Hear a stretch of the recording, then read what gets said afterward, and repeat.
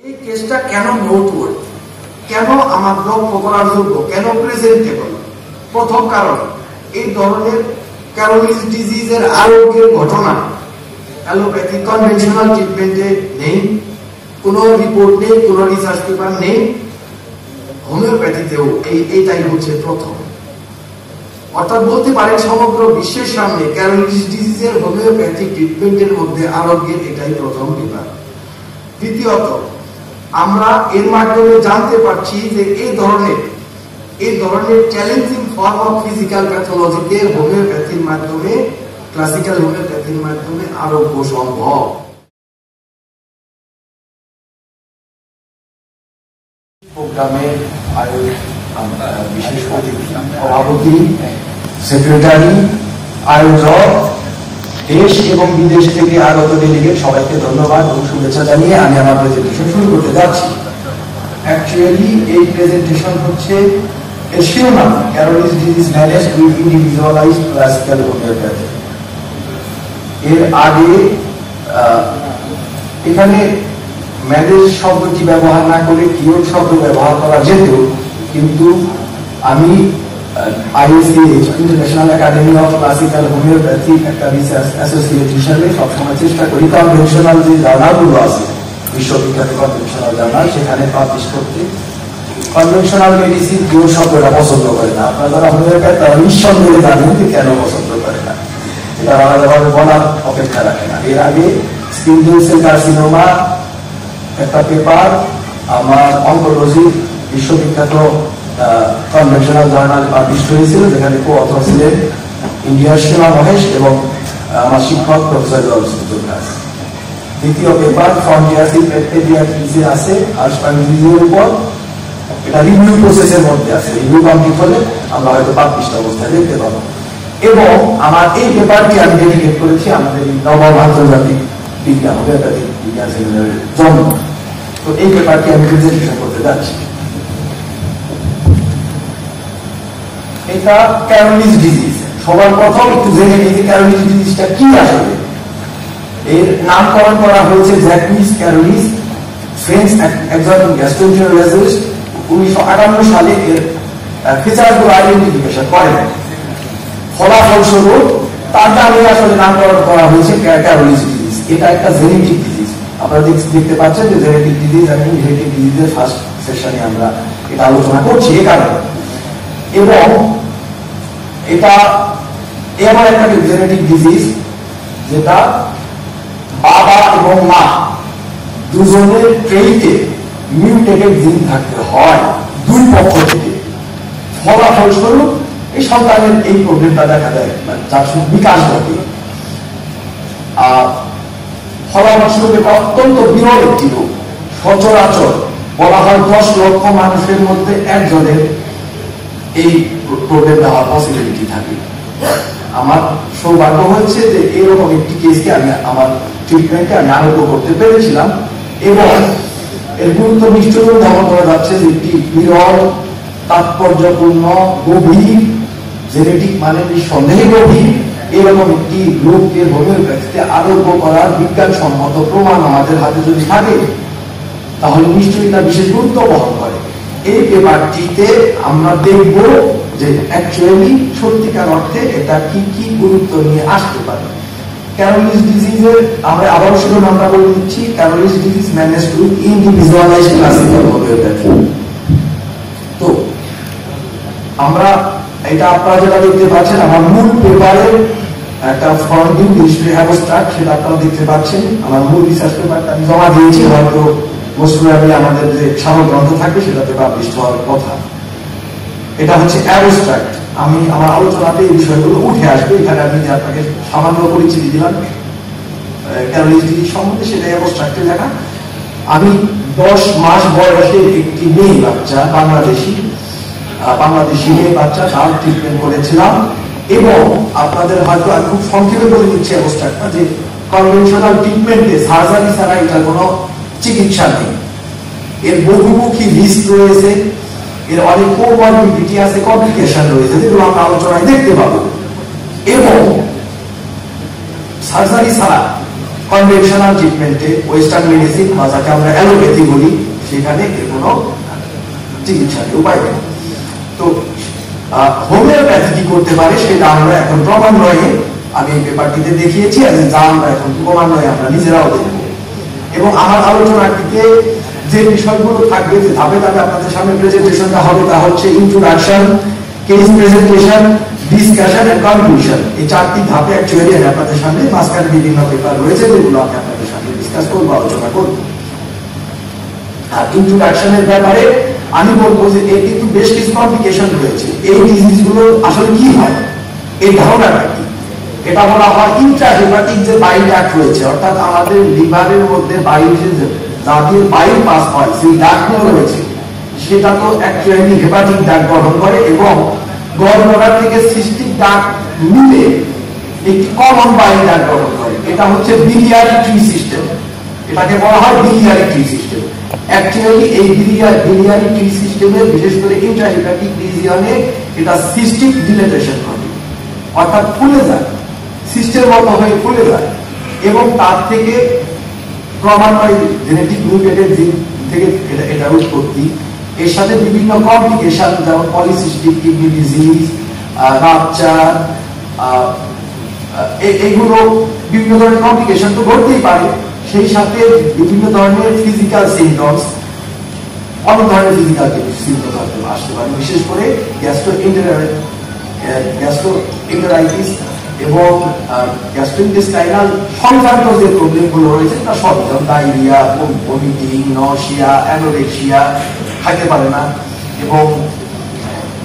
এবং growth retarded হয়ে যায়, বাড়তে পারে না বাচ্চা এবং স্বাভাবিকভাবে একটি উল্লেখযোগ্য সংখ্যক শিশুর মৃত্যু ঘটে। যেহেতু এর মধ্যে ট্রিটমেন্ট নেই, ট্রিটমেন্টের মধ্যে কি রয়েছে, শুধুমাত্র কিছু অ্যান্টিবায়োটিক দিয়ে এর যে কমপ্লিকেশন কোলানজাইটিস, অর্থাৎ ওই বিলিয়ারিটির মধ্যে বিভিন্ন জায়গায় যে ইনফেকশন গুলো দেখা দেয় সেগুলোকে কন্ট্রোল কিছুটা করতে পারে, বিভিন্ন চ্যানেল ব্লকার দিয়ে কিছুটা ইনফ্ল্যামেটরি প্রসেস সহ বিভিন্ন প্রসেস মডেলিং প্রসেসগুলোকে কিছুটা কন্ট্রোল করতে পারে মাত্র।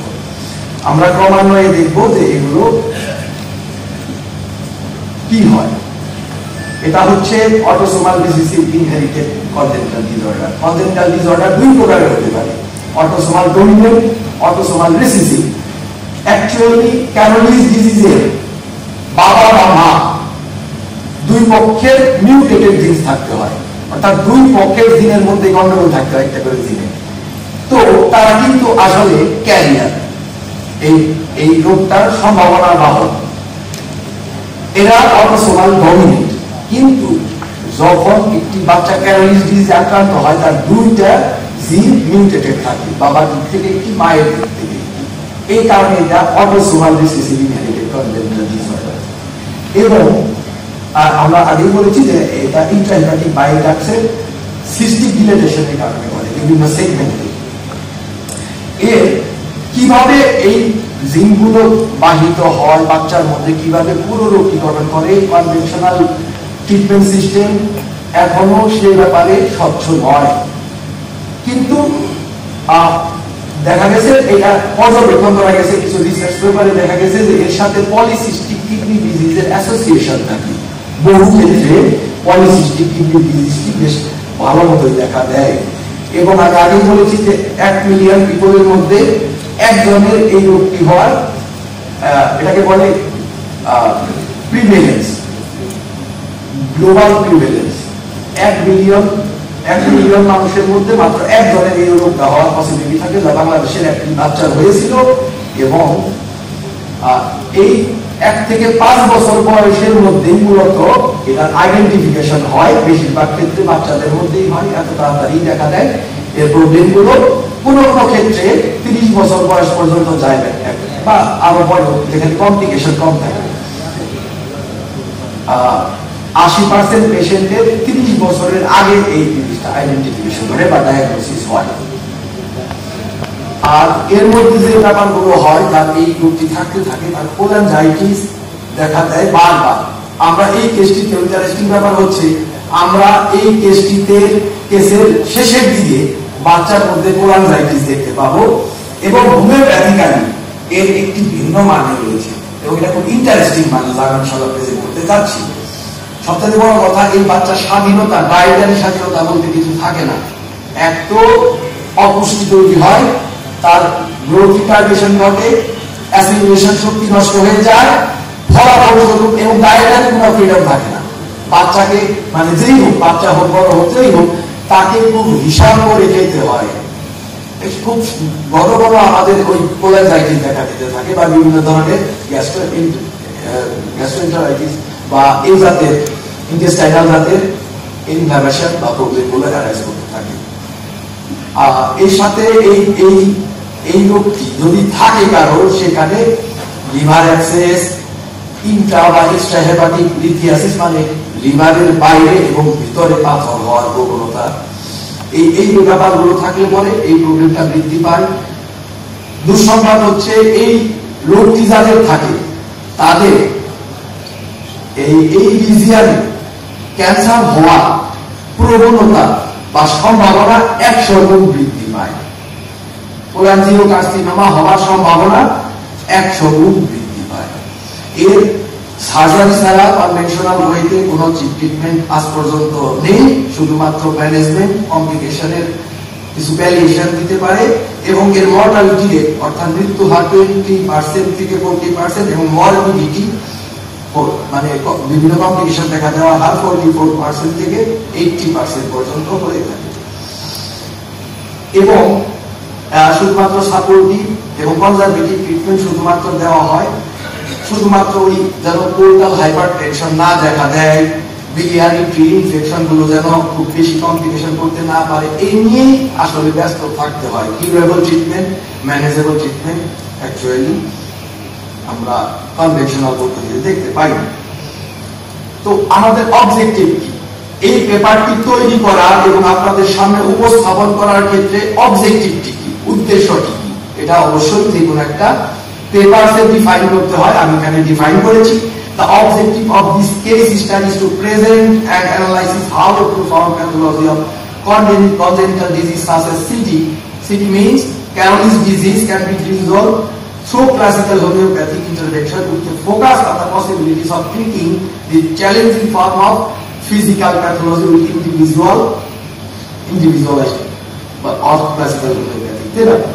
অর্থাৎ আমাদের এটা এই উদ্দেশ্য আমার যে এই রকমের একটা ক্রনিক ডিজিজ, ক্যারোলিস ডিজিজের মতো একটা ক্রনিক ডিজিজ, তাকে আমরা বলতে পারি প্রোফাউন্ড গভীর প্যাথোলজি, তাকে ক্লাসিক্যাল হোমিওপ্যাথিক চিকিৎসার মাধ্যমে আরোগ্য করা, ম্যানেজ করা সম্ভব। এবং যদি তা সম্ভব হয়, তবে আমরা এই ধরনের ফিজিক্যাল প্যাথোলজি গুলো ভবিষ্যতে এই ক্লাসিক্যাল হোমিওপ্যাথির মাধ্যমে আরোগ্য করার সম্ভাবনাকে বিশ্ববাসীর সামনে বৈজ্ঞানিকভাবে উপস্থাপন করতে পারি। রাইট? তো এটা হচ্ছে অবজেক্টিভ, এবং আমি এখন আপনাদের সামনে কাঙ্ক্ষিত কেসটি প্রেজেন্টেশনের দিকে চলে যাব। পেশেন্ট,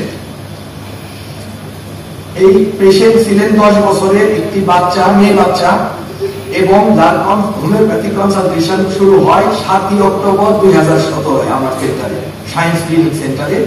এবং তারা কিন্তু ডায়াগনোসিস করেছিল 2 মাস আগে। এই ডায়াগনোসিস, প্রথম ডায়াগনোসিস কিন্তু আমার হয় তৎকালীন সময় বঙ্গবন্ধু শেখ মুজিবুর রহমান মেডিকেল কলেজ, সেখানে তারা ডায়াগনোসিস করেন, কনফার্ম করেন যে কাগজপত্রগুলো আমরা সামনে দেখব 25 সেপ্টেম্বর 2017 আল্ট্রাসোনোগ্রামের মাধ্যমে। সে সময় তার একই সাথে এই ব্যাপারটা আপনাদেরকে অনুরোধ করব মনে রাখার জন্য, ওই বাচ্চার এই রোগটির সাথে সাথে কিছু আপার রেসপিরেটরি ট্র্যাক্ট ইনফেকশনের সাসেপ্টিবিলিটি বা কোল্ড, আমরা সাধারণ ভাষায় যাকে বলি কোল্ড সাসেপ্টিবিলিটি, এটা ছিল। এবং এটা একটু মনে রাখতে হবে বিশেষ একটা কারণে, যেটা আমি পরে আপনাদের সামনে এক্সপ্লেইন করব। অ্যাকচুয়ালি তারা যে ট্রিটমেন্ট গুলো প্রদান করেছিলেন তা মূলত এই ঠান্ডা টান্ডা এগুলোর জন্য একটু প্রদান করেছিলেন, কিন্তু তারা অ্যাকচুয়ালি আপনারা আগেও শুনেছেন যে সিডি অর্থাৎ ক্যারোলিস ডিজিজের ট্রিটমেন্ট করার মতো মেডিকেশন কনভেনশনাল ট্রিটমেন্টে নেই। কেস হিস্টোরিতে আমরা দেখতে পাবো এই বাচ্চা 9 মাস পর্যন্ত স্বাভাবিকভাবে বড় হয়, এরপরে তার নসিয়া, ভার্সাই, বমির ভাব এগুলো দেখা দেওয়া শুরু করে, এর সাথে পেট ব্যথা।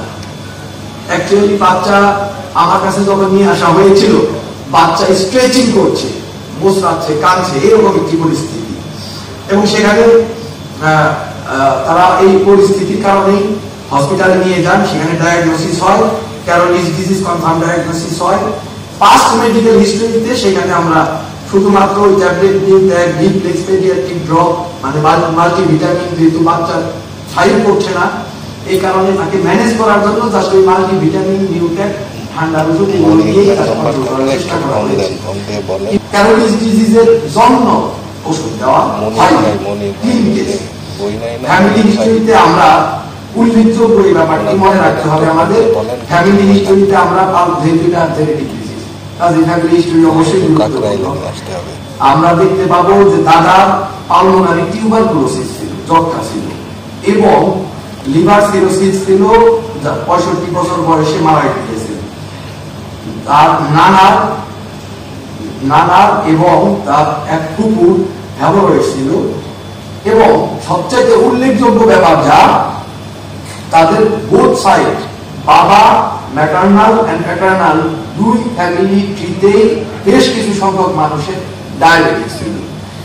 এটা আমাদের একটু মনে রাখতে হবে। এবং প্রেজেন্টিং বর্তমানে সে যখন আমার কাছে ট্রিটমেন্টটা নিতে আসে, ঠিক মতো খেতে পারছিল না, অর্থাৎ কমপ্লিকেশন স্টার্ট করে ফেলেছিল, তো ভমিটিং টেন্ডেন্সিটা সিভিয়ার ছিল, এখানে দেখুন আপনারা উল্লেখ করা আছে সিভিয়ার টেন্ডেন্সি ফর ভমিটিং, এবং যা কিছু খাচ্ছে, সামান্য কিছু খেলেই বাচ্চারা বমি করে দিত, সেই সাথে অত্যন্ত পেট ব্যথা, ইনকনসোলেবল, মানে কান্না থামানো যেত না, একবার কান্না শুরু করলে তাকে থামানো যেত না, এবং সেই সাথে শরীর মোচড়া, স্ট্রেচিং অফ দ্য বডি।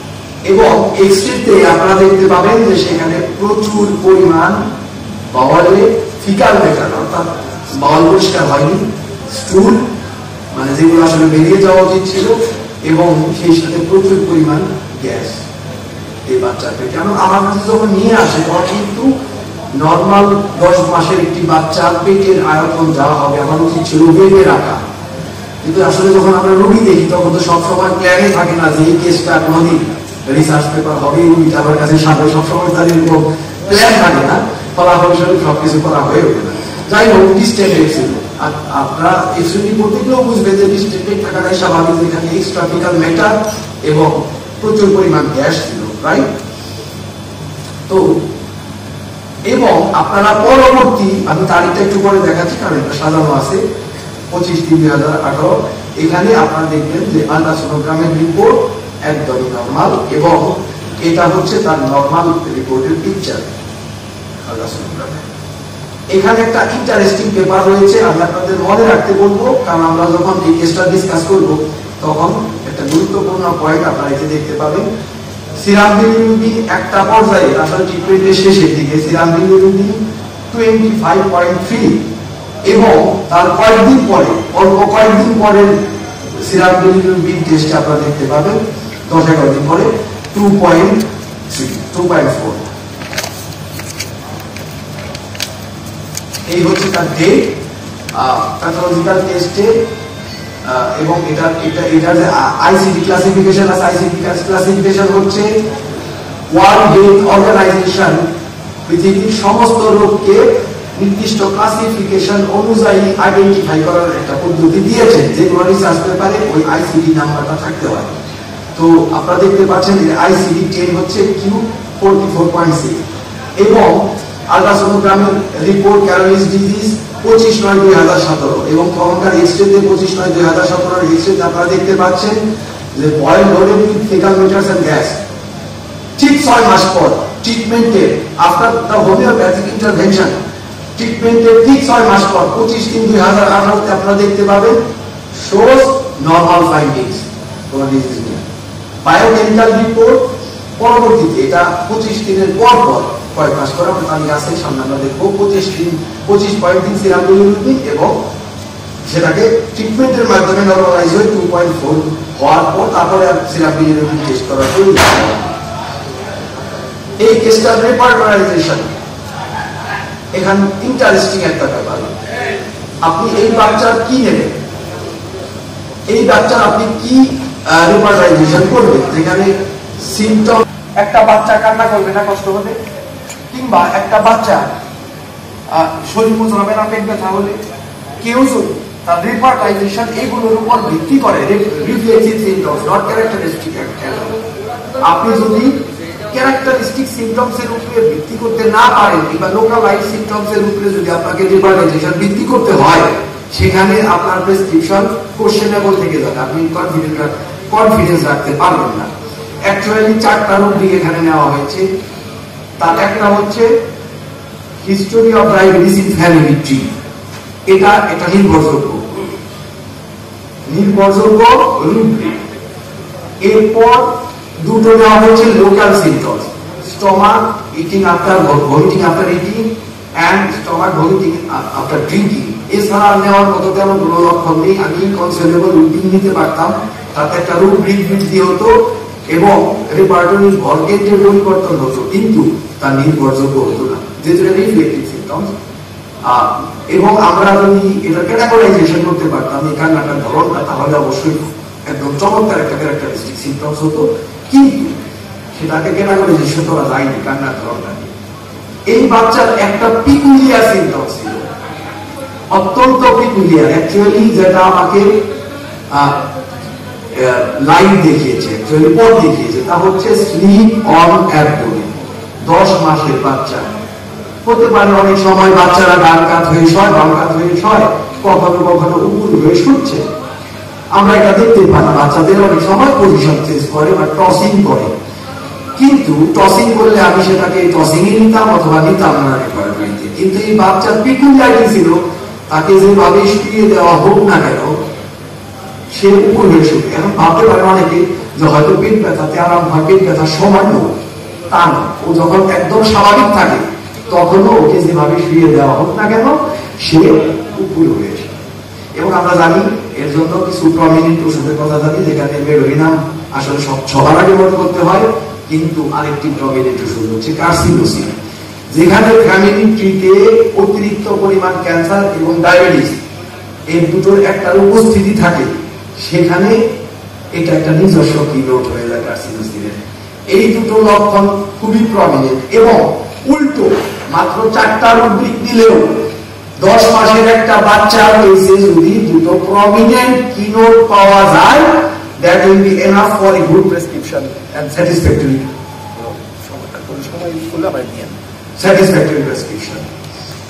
তো আমি এই বাচ্চাকে কার্সিনোসিন 10 পোটেন্সি প্রয়োগ করি, একটা মাত্র ডোজ, অর্থাৎ 20 নাম্বার পিলের 3টা পিল, মেডিকেটেড পিল, এক ডোজ হিসেবে আমি বাচ্চাকে প্রয়োগ করি।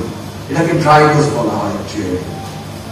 এই হোমিওপ্যাথিক কনসালটেশনের এই এখানে ডেসক্রিপশনটা দেওয়া হয়েছে। আমি যে কথাটি আপনাদের সঙ্গে একটু আগে বললাম, যেভাবে এই ডেসক্রিপশনটা করা হয়েছে, কার্সিনোসিন প্রয়োগ করার পর এবার আমরা চলে যাব ফলো আপ সেকশনে। ফলো আপ কিভাবে এই বাচ্চাকে আমরা কি দেখতে পাচ্ছি তার ট্রিটমেন্টে, কিভাবে যে আরোগ্য হলো তার পুরো ঘটনা। নিঃসন্দেহে একটা ওষুধে বাচ্চা আরোগ্য হয়নি। এই কমপ্লিকেটেড বা এই গভীর রোগগুলো এটা প্রত্যাশা করা যায় না। ধাপে ধাপে বেশ ইন্টারেস্টিং কিছু পথ আমাকে দিতে হয়েছে। অ্যাকচুয়ালি প্রথম প্রেসক্রিপশন করার পর পরের ফলো আপে আমরা দেখতে পাই পেশেন্ট কম্পারেটিভলি বেটার। কান্না এবং পেট ব্যথা প্রথমে চলে যায়। কার্সিনোসিন 10 এর একটা পোটেন্সি, একটা ডোজ। পেট ব্যথা এবং ডিসটেনশন অনেকটা কম, এক্সেফোলা ছিল অনেকটা কম, কয়েকবার বমি হয়েছে, কিন্তু তার আগের চাইতে অনেক কম কষ্টকর ছিল, লেস টর্মেটিভ। এখানে কি করতে হবে? এখানে বললেও রিপিট করা যাবে না, স্বাভাবিক কথা। আমাদের এবং এখানে উল্লেখ আমাদের যে কোনো পেপারে যদি একটা বিষয় থাকে তা উল্লেখ করতে হয়। এখানে বাবা মা একটা বিষয় লক্ষ্য করেননি, তিনি পাননি, এবং তার মানে এই নয় যে একটা বিষয় হয়নি, তার মানে এই নয় হয়তো তিনি তারা লক্ষ্য করতে পারেননি কিংবা খুব অল্প সময়ের একটা বিষয় হয়েছিল। অ্যাকচুয়ালি একটা বিষয় হওয়ার পসিবিলিটি এখানে বেশি ছিল। ইম্পর্টেন্সি এই রকমের একটি ডিজিজ। এরপর 18-11 প্রায় 1 মাস পর আমরা দেখতে পাবো যে ভমিটিং নেই, বাচ্চা কিন্তু বেশ অ্যাপিয়ারেন্স বেটার এবং সব দিকেই ভালো ছিল। কিন্তু যা হয় আপনারা যা প্র্যাকটিস করেন জানেন, পেশেন্ট যদি যারা আসলে খেতে পারে না তারা যদি একটু ভালো অনুভব করে তাদের ইচ্ছা করে সমগ্র পৃথিবী খেয়ে ফেলে। তো এই বাচ্চাকে বাবা মা অনেক কিছু মানে বিভিন্ন ধরনের খাবার দেওয়া শুরু করেছিলেন, তার মধ্যে অয়েলি ফুড ছিল, এবং তা খাওয়ার পর কিছু কমপ্লিকেশন অ্যারাইজ করে, কিছু সিমটমস আর কি। ফ্রিকোয়েন্ট স্টুল হচ্ছিল প্রতিদিন 3-4 বার করে কয়েকদিন ধরে, এবং যথেষ্ট দুর্গন্ধ ছিল। ক্যাটন্যাপ ছিল, ক্যাটন্যাপ মানে হচ্ছে বাচ্চা ঘুমাতে বারবার চেতন পেয়ে যাচ্ছিল, বিড়াল বারবার চেতন পেয়ে পায়, ইংলিশ শব্দ হচ্ছে ক্যাটন্যাপ। এই বারবার যাদের চেতন পেয়ে ঘুম ভেঙে যায় তাদেরকে ক্যাটন্যাপ বলা হয় আর কি। রেপার্টরিতে এই শব্দটা ব্যবহার করা হয়েছে। থার্স্ট স্মল অ্যান্ড অফেন, পিপাসা একদম কম কিন্তু ঘন ঘন খায়, অল্প অল্প করে বারবার আর কি। ক্ষুধানি, অ্যানোরেক্সিয়া, এবং লাস্টে লেখা some of these problems have started after taking some oily food. Prescription আমরা আপনারা সবাই জানেন এখানে প্রেসক্রিপশন কি হবে, অলরেডি কয়েকটা কিনোটস আছে, Calcitonin 200, এবং এখানে এক্সপ্লেনেশন দেওয়া হয়েছে that utility had been selected for managing the severity of acute bowel disturbance. Calcitonin পরে কি হলো? Patient was well and almost asymptomatic. Anorexia had gone. The food habit was well. Stool, urine well. আমরা মোটামুটি সব ভালো দেখতে পাচ্ছি, কিন্তু একটু বলার আছে কি, বাকি susceptibility cold had been starting with the improvement of gastrointestinal system. খুব ইন্টারেস্টিং ব্যাপার, এই ব্যাপারটা খুব ইন্টারেস্টিং। গ্যাস্ট্রোইন্টেস্টাইনাল সিস্টেম এবং আপার রেসপিরেটরি ট্র্যাক্ট, এই দুটো সিস্টেমের মধ্যে নিঃসন্দেহে গভীর হচ্ছে গ্যাস্ট্রোইন্টেস্টাইনাল সিস্টেম। এবং আমরা দেখতে পেয়েছি বাচ্চার আগেও যাকে অ্যালোপ্যাথিক ট্রিটমেন্ট করা হয়েছিল, যে কোল্ড সাসেপ্টিবিলিটি বা আপার রেসপিরেটরি ট্র্যাক্টের ইনফ্ল্যামেশনের একটা সাসেপ্টিবিলিটি ছিল। বাচ্চার গ্যাস্ট্রোইন্টেস্টাইনাল সিস্টেম যেই মাত্র উন্নতি করা শুরু করলো, আমরা দেখতে পাচ্ছি তার মধ্যে আপার রেসপিরেটরি ট্র্যাক্টের ইনফ্ল্যামেশন হলো, মানে কোরাইজা, ঠান্ডা। এটা কি মিন করে আপনাদের কাছে মনে হতে পারে এটা ঠান্ডা, এবার গুরুত্ব দেওয়ার কি আছে? নেভার। আমাদের শরীরের প্রত্যেকটা লক্ষণের কোনো না কোনো মিনিং আছে। আমাদের ডিজিজের প্রত্যেকটা শিফটিং এ অবশ্যই কোনো না কোনো, আমাদের জীবনী শক্তি, আমাদের ভাইটাল ফোর্স কখনোই এলোমেলো ভাবে কাজ করে। তার মানে প্রত্যেকটা ঘটনা আপনি যদি অর্থ করতে পারেন, তাহলে আপনি আসলে রিড করতে পারলেন পেশেন্টকে। The shifting of these symptoms from deeper and important region of gastrointestinal tract to upper respiratory tract was indicated to definite improvement of health according to Hering's law, right? গভীর অর্গান থেকে হালকা অর্গানের মধ্যে কম গুরুত্বপূর্ণ less important অর্গানের রোগের shifting. আমি নিশ্চিত হলাম এই বাচ্চা কথা বলা আমার ইফেক্টিভ হবে, বাচ্চা হয়তো আরোগ্য হবে। 6/1/2018 সাল, মানে তারও প্রায় 20 দিন পর আমরা দেখতে পাচ্ছি কনস্টিপেশন ফর 2-3 days, কয়েকদিন ধরে কনস্টিপেশন, স্টুল হার্ড, শীতদান light, urge of stool on walking in the morning, catnaps persisting, অর্থাৎ এর আগে যে ঘুমের যে ডিস্টারবেন্স ছিল সেটা দেখা দিচ্ছে এবং সেটা চলে থাকছে, এটা চলে যাচ্ছে না। যদিও ভমিটিং হয় নাই, অক্টোবরের পরে আর ভমিটিং মানে বমি দেখা দেয় নাই, গ্যাস্ট্রোইন্টেস্টাইনাল সিস্টেমের ডিস্টারবেন্স আর দেখা দেয় নাই। কিন্তু এই যে শিফটিং হলো, এই যে লক্ষণের পরিবর্তন, আমাকে এখন কি করতে হবে? বাচ্চা তো তুলনামূলক ভালো, শুধুমাত্র কনস্টিপেশন ছাড়া তেমন কিছু নেই। কিন্তু মনে রাখবেন, যদি কোন পেশেন্টের লক্ষণ চিত্র কোন ওষুধকে সুস্পষ্টভাবে ইন্ডিকেট করে, সেখানে রোগের কতটুকু রোগ লক্ষণ বিরাজমান এটা কোনো ফ্যাক্ট নয়। কারণ তার শরীর তার নিজস্ব লেয়ার দেখাচ্ছে, এই অবস্থা থেকে তাকে উন্নত হতে দিতে হবে। যেখানে আমার রোগী জেনেটিক্যালি প্রিডিসপোজ, সেখানে আমাকে কত গভীরে ট্রিটমেন্ট করতে হবে। এখানে কয়েকটা কিলো সালফার আপনারা যদি লক্ষ্য করেন, একটা বাচ্চা 11 মাস বয়সের বাচ্চা 10 মাস ছিল, এখন হয়তো 12-13 মাস হয়ে গেল, তাই না? এই বাচ্চার কাছে আপনারা কি আর আশা করেন? এখানে তার ক্যাটন্যাপসের ধরন, তার শীতদান লাইক স্টুল, এবং সবথেকে বড় যে কিনোসটা ছিল তা হচ্ছে সকালে পায়খানার বেগ নিয়ে ঘুম পাচ্ছে। এই সালফার একটা ডোজ মাত্র দেওয়া হয়। এবং এক্সপ্লেনেশন এখানে আমি দিয়েছি, new totality of symptoms with some keynotes led to a new remedy. The clear remedy picture indicated a definite advancement to progress. এখানে আরেকটা বিশেষ ব্যাপার আপনাদের লক্ষ্য করার আছে। আমরা যখন কেসটা শুরু করলাম কিন্তু একটা প্রমিনেন্ট কিনোট পেয়েছিলাম, কিন্তু কেসের সার্বিক সম্মেলন সেখানে কিন্তু না, কিনোট প্রেসক্রাইবিং ছিল। কিন্তু এই সালফারের এই জায়গাটাতে এসে কিনোট সহ তার ঘুমের ধরন, তার পায়খানার ধরনগুলোতে একটি সমন্বয় দেখতে পাচ্ছি এবং একটা ক্লিয়ার পিকচার দেখতে পাচ্ছি। সেখানে আমার ফ্যামিলি ট্রি হিসাব নীতি হয়েছে, এখানে তা নেওয়ার প্রয়োজন পড়েনি।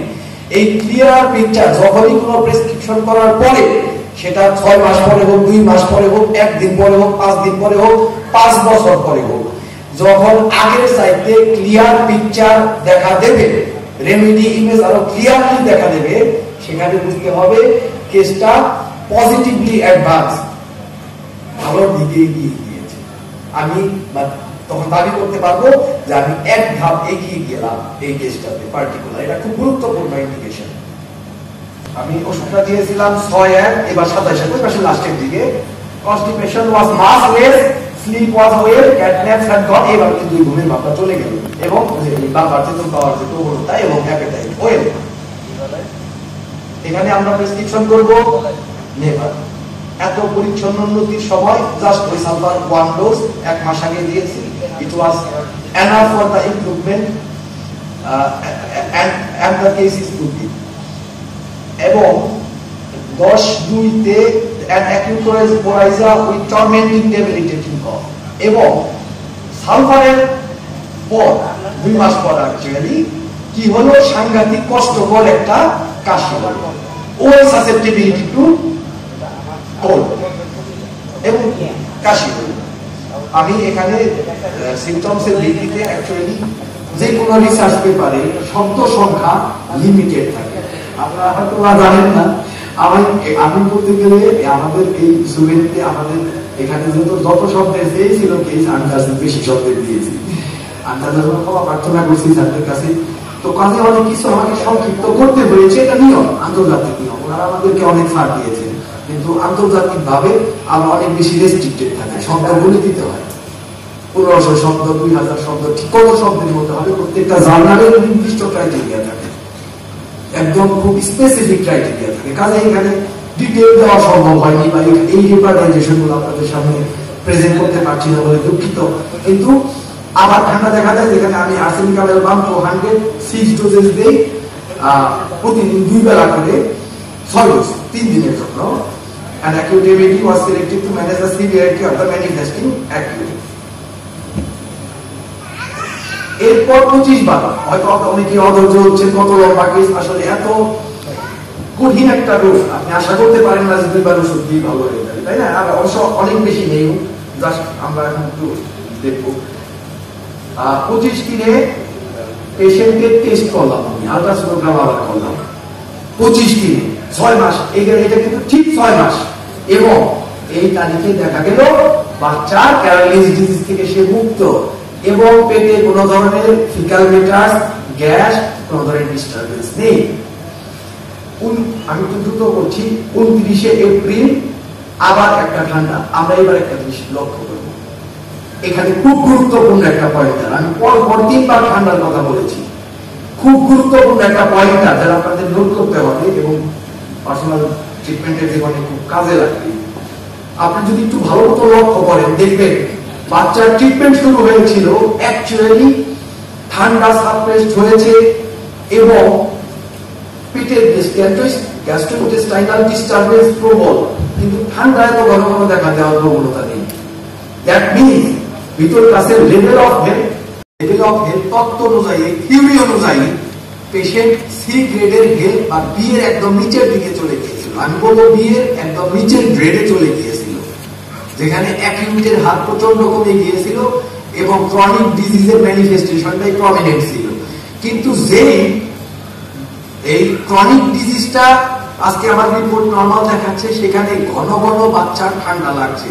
দ্যাট মিনস তার অ্যাকিউট ইনফ্ল্যামেটরি প্রসেস রিভাইভ করেছে, বা অন্যভাবে বললে তার immune system stronger than before যে কোনো অ্যাডভার্স রিঅ্যাকশনের প্রতি, অ্যাডভার্স প্রভাব, ইনফ্লুয়েন্সের প্রতি। এটা একটা গুরুত্বপূর্ণ তত্ত্বকে সমর্থন করে। আমি যদি 5 ঢিলা দিলাম 21/5 21/5/18 পেশেন্টের সিরিয়াস জন্ডিস দেখা দিল।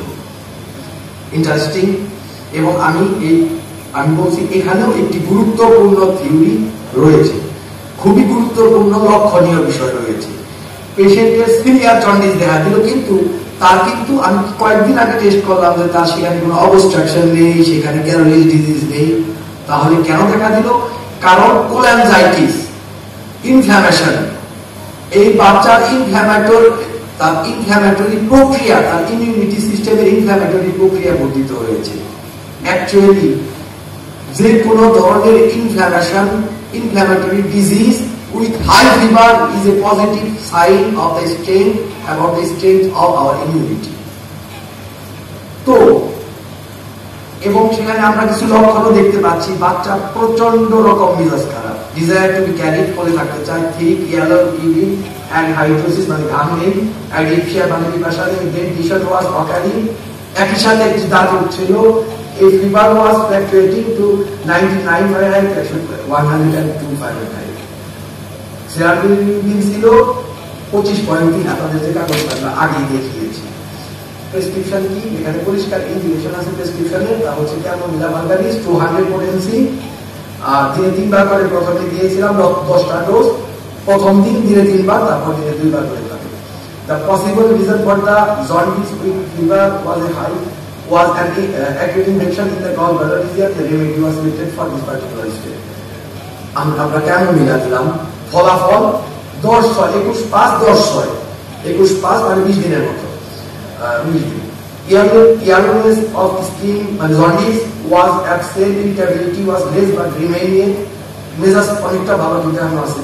Urine was occasionally shown yellow, মাঝে মাঝে প্রস্রাব হলুদ হচ্ছে, কারণ আছে সিরাম বিলিরুবিন ছিল 2.4। আর তারপর ক্যামোমিলা ভালগারিস আমি 1000 মানে আমরা যাকে প্র্যাকটিসের সবাই 1 বলি, এই পোটেন্সি 3টা ডোজ 12 আওয়ার দিলাম। আমি তারপর বলে দিলাম ওই করতে হবে। এবং প্রায় 9/7 আমি তারপরে প্রেসক্রিপশনটা করেছিলাম 10/6 9/7, ঠিক 1 মাস পর patient well and asymptomatic, irritability was much less, মেজাজের মতো খারাপ নেই, কোনো কমপ্লিকেশন নেই। প্রেসক্রিপশনের প্রশ্নই ওঠে না। Wait and watch 27/8, patient asymptomatic, কোনো প্রবলেম নেই, improve. Wait 2/10/2018 and acute coryza, আবার ঠান্ডা, had appeared after a long time, এবার কিন্তু দীর্ঘ সময় পরে coryzaটা দেখা দিল, 6-7 মাস পর। The fever and coryza was started after bathing in cold water with an overheated body after playing, এবং এবার ঠান্ডাটাও তো দেখা দেয়নি। সে অনেক রোদে খেলেছে, শরীর ঘেমেছে, এই অবস্থায় গোসল দিয়েছে। Bryonia alba 200 potency 6 dose 6 to 8 hour. Bryonia 200 power দিলাম আমি 6 ডোজ 6 থেকে 8 ঘন্টা পর পর। and acute remedy was selected. The coryza appear after a long time from a definite etiology means that the susceptibility of upper respiratory tract cold had resolved. কোনো কারণ ছাড়া দেখা দিচ্ছে না, দীর্ঘ সময় পরে শুধুমাত্র একটা নির্দিষ্ট কারণে দেখা দেওয়ার মানে হচ্ছে তার আর সাসেপ্টিবিলিটি নেই। দ্যাট মিনস আমরা সাধারণ মানুষ যে ধরনের পরিস্থিতিতে পড়লে তার জন্য যতটুকু প্রবলেম হবে তার ততটুকুই হয়েছে, তার বেশি কিছু হয়নি। তারপর 12/12-তে পেশেন্ট ওয়েল অ্যাসিম্পটোম্যাটিক, ইভেন 28/2/2000। এরপরে আমি লম্বা একটা লাভ দিয়েছি, 12 পরে একদম 2 মাস পরে পেশেন্ট ভালো, শেষ খবর পাওয়া পর্যন্ত পেশেন্ট ভালো আছে। এই হচ্ছে তার কেস। এবং এখানে আমরা লেভেল অফ হেলথ, আমরা হেডিং এর ল এবং ভিতর কাছে কন্টিনিউয়াম থিওরি, এই 3টা থিওরির সমন্বয় দেখতে পাই। যে যে প্রক্রিয়া, যে প্রাকৃতিক প্রক্রিয়াতে মানুষ ভালো হয় হোমিওপ্যাথিক তত্ত্ব অনুযায়ী, হোমিওপ্যাথিক প্রেসক্রিপশন স্টপ এই 28/2 পর। তো যাই হোক, এই হচ্ছে আপনাদের সামনে আমার প্রেজেন্টেড কেস, কিভাবে বাচ্চাটি ভালো হলো। জাস্ট আমি একটা সামারাইজ করবো, তারপরে আমার আলোচনা শেষ হবে। জাস্ট সামারাইজ আপনাদের সামনে গুরুত্বটাকে আমি একটু প্রেজেন্ট করছি। এই আমি বলবো যে একটি মানুষ, একটি বাচ্চা যার অকালে হারিয়ে যাওয়ার সম্ভাবনা, যেখানে 40% mortality rate and 80% morbidity rate আছে, আশাই করা যায় না যে এই বাচ্চা যদি বেঁচে থাকেও, যদিও তার মধ্যে যে সাইন অ্যান্ড সিম্পটমস অ্যারাইজ করেছিল, ইনঅ্যাবিলিটি টু থ্রাইভ, এটা খুব ভালো কথা না, এত লম্বা 5-7 বছরে ইনঅ্যাবিলিটি টু থ্রাইভ আমরা আশা করতে পারি যে না একটা ডিফিট করতে পারি। 10 মাসে যদি কারণ বেঁচে থাকা নিয়ে মুশকিল হয়, সেখানে কতটুকু আশা করা যায়? এই বাচ্চা কতদিন বাঁচতে বলে আপনাদের বিশ্বাস? আচ্ছা, ওটা বাকি দিলাম না হয়, ও যদি বেঁচে থাকতো, আর ডায়েটারি ফ্রিডম বলতে জগতে কিছু থাকতো না।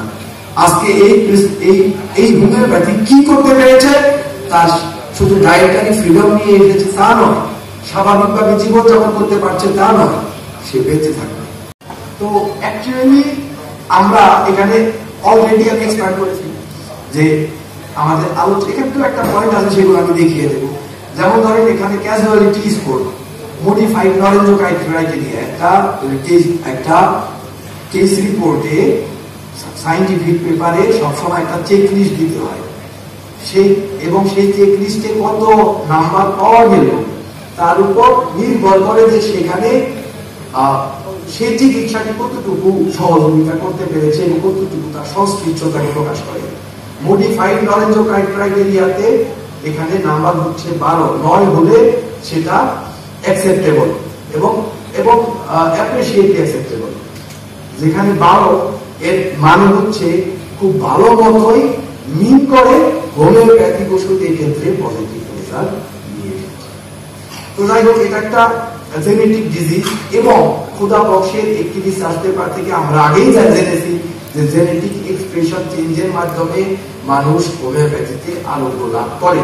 এখানে তার রেফারেন্স গুলো দেওয়া রয়েছে এবং আমরা আরো দেখলাম যে এই নির্দিষ্ট আমাদের ব্যাকটেরিয়া মেডিকেলে সুনির্দিষ্ট কিছু পয়েন্টার, কিছু নির্দেশক এবং কিছু লক্ষণের ভিত্তিতে আমরা সঠিকভাবে সেই সুনির্দিষ্ট ওষুধটি দিয়ে পৌঁছতে পারি।